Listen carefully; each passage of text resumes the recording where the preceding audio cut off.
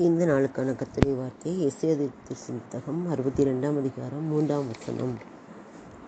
நீ கர்த்தருடைய கையில் அலங்காரமான கிரீடமும் உன் தேவனுடைய கரத்தில் ராஜமுடியுமாய் இருப்பாய்.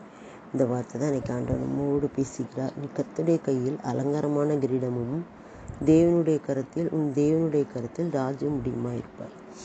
கர்த்தருடைய கையில் அலங்காரமான கிரீடமாகவும் ஆண்டவருடைய கரத்தில் ராஜ முடியுமாக நம்மை வைப்பேன் என்று கர்த்தர் சொல்லியிருக்கிறார். இந்த வார்த்தையின் பொருள், நமக்கு இந்த உலகத்திலும் சரி மறு உலகத்திலும் சரி கர்த்தர் நம்ம என்ன செய்கிறாராம், ஆசீர்வதிக்க என்கிறார்.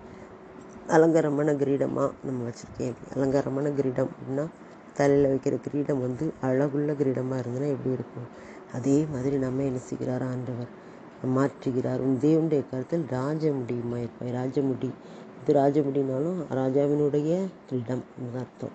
நம்மை கிரீடமாக உயரமாக நம்மை கர்த்தர் வைத்திருக்கிறார்.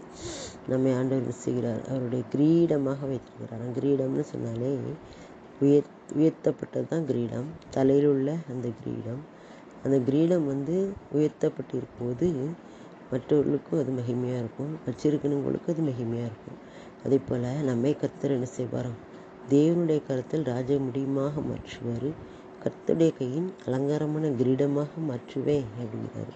நாம் எப்படிப்பட்டவர்களாக இருந்தாலும் கர்த்தர் நம்ம என்ன செய்கிறாராம், அலங்காரமான கிரீடமாகவும் ராஜ முடியுமாக உங்களை வைக்க போகிறேன் அப்படிங்கிறாரு.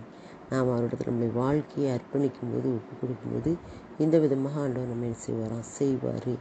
இந்த அதிகாரத்தில் பார்த்திங்கன்னா, நான் சீயோன் நிமித்தமும் அமர்ந்திருக்க மாட்டேன், சில நிமித்தம் நான் மௌனமாக இருக்க மாட்டேன், அமர்ந்திருக்க மாட்டேன். அது என்னுடைய தீவெட்டி வெளிப்படும் மட்டும் நான் அமராமல் இருப்பேன் அப்படின்னு கர்த்தர் சொல்கிறார். நம்ம புது நாமத்தால் நான் அழைப்பேன் அப்படின்னு சொல்லிட்டு தான் இந்த வார்த்தையை சொல்கிறார். நம்மை கைவிட மாட்டேன் அப்படின்னு சொல்கிறார். அவருடைய கையில் நம்மை அலங்காரமான கிரீடமாக அவர் மாற்றி அலங்கரிக்கிறார் என்று சொல்லி அர்த்தம். அது மாதிரி தேவனுடைய கருத்தில் ராஜ முடியுமாக நம்மை மாற்றி ராஜமுடி அப்படின்னு சொன்னாலே ராஜாவினுடைய கிரீடம் போல மதிப்புள்ளதாக மாற்றுவேன், அலங்காரமாக மாற்றுவேன், மற்றொருமாக உயர்த்துவேன், உன் தலையை உயர்த்துவேன் அப்படின்னு கர்த்தர் அதனால நம்மோடு சில பேசுகிறார். நாமும் கூட எந்த காரியத்தில் தாழ்த்தப்பட்டு ஒடுக்கப்பட்டு இருக்கிறோமோ அதில் நம்ம கர்த்தர் உயர்த்த போகிறார்.